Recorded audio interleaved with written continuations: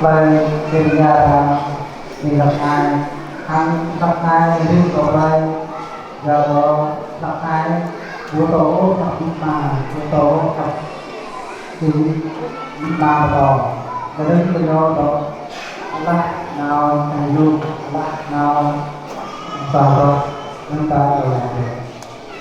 Hôm nay thì mới chạy đầu làm được có thích bao nhiêu cô là nay gì vậy anh đi cô biết cô ấy là cái đồ thâu là vương thâu ngon đi nhớ đi cô mà là gì rồi cha cô bên nó thâu muốn nó thâu mặc đó thâu bắt tôi là gì nữa là không mà giờ để có ý giờ là một luôn rồi còn lại đặt lại riêng còn đây là một thâu mòn thì cha cái nó thâu trong đây là môn ăn rồi còn gì nanti nanti itu kita bagi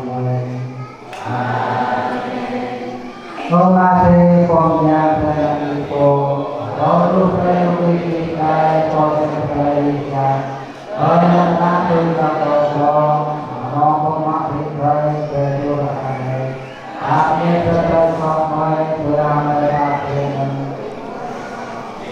Nadu Lebih Melebong Sampai Menjaga Amin. Om Mati Maria Sakapunya Pada Tokobi. Om Mati Kita Pone Aku Biswa Menjadi. Om Maria Yang Pate. Tolak kesulitan usaha.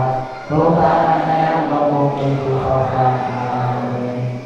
Om Mati Maria Sakapunya Pada Tokobi. Aku berdiri dilakukan aku jiwa menjadi orang yang pada orang yang disoka Tuhan yang memiliki Tuhan. Amin.